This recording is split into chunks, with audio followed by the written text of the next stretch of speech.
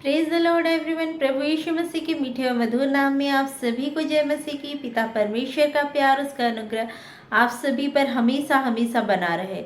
मेरे प्रियो, आज जिस विषय पे मैं आप लोगों से बात करने वाली हूँ, परमेश्वर ने जो विषय मुझे दिया है वो है आत्महत्या। मेरे प्रियो देखिए, बहुत सारे ऐसे लोग हैं, बहुत सारे ऐसे लोग हैं दुनिया में जो प्रभु को जानते भी हैं और जो नहीं भी जानते हैं, जो सच्चे खुदा को जानते भी हैं, खुदावंत प्रभु यीशु मसीह को जानते भी हैं और नहीं भी जानते हैं। वो शैतान उनके साथ, उनके माइंड से ऐसे खेलता है कि एक समय ऐसा आता है कि वो ना चाहते हुए भी वो शैतान के चंगुल में इस तरीके से फंस जाते हैं कि वो आत्महत्या जैसा घोर अपराध कर लेते हैं, घोर अपराध करते हैं।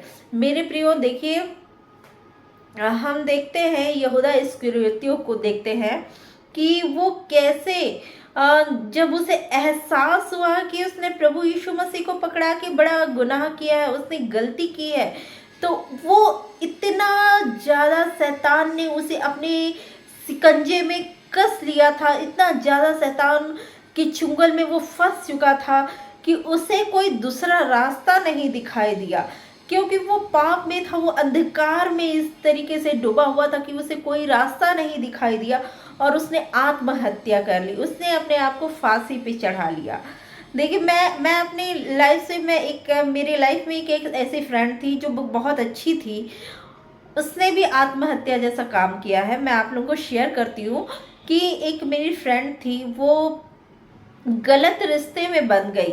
फिर जब उसके घर वालों ने उसकी शादी के लिए उसकी शादी तय कर दी, तो वो शादी के जस्ट जब घर में शादी का माहौल था, सारे रिश्तेदार आए हुए थे, तो शादी के जस्ट कुछ समय पहले, कुछ दिन पहले, 1 या 2 दिन पहले उसने फांसी लगा के वो सुसाइड कर ली।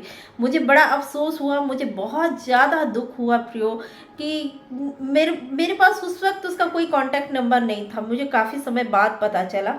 तो मुझे बड़ा अफसोस हुआ, बहुत अफसोस हुआ मुझे कि कैसे उसने जान को, इंसान कैसे जो जान है जिसके लिए प्रभु यीशु मसीह ने अपने आप को बलिदान कर दिया, उसे कैसे एकदम तुच्छ समझ लेते हैं, तुच्छ समझ लेते हैं।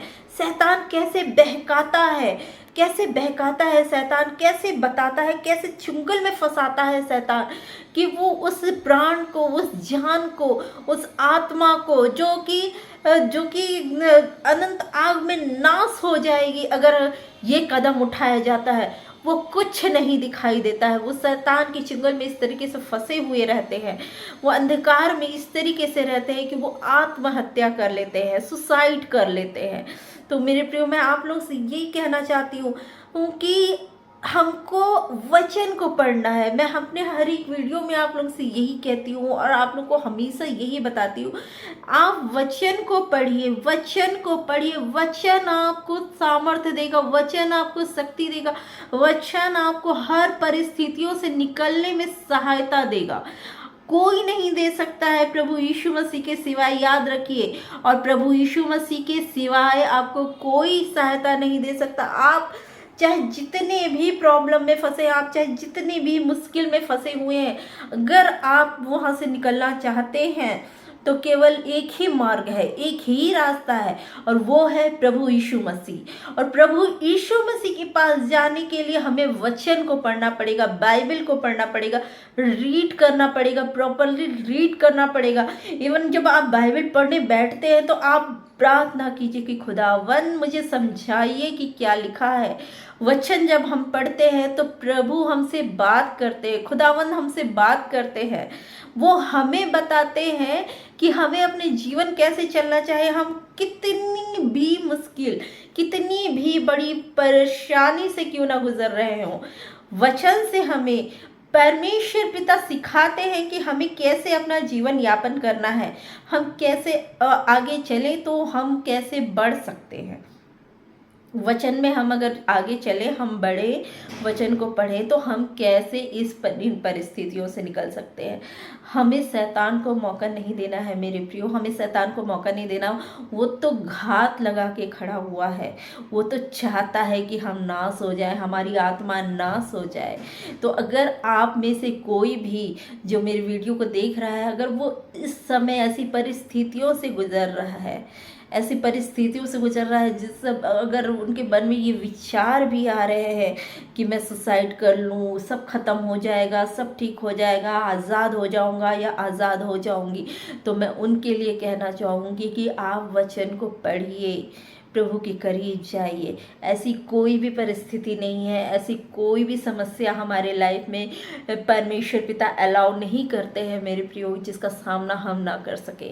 याद रखिए इस बात को।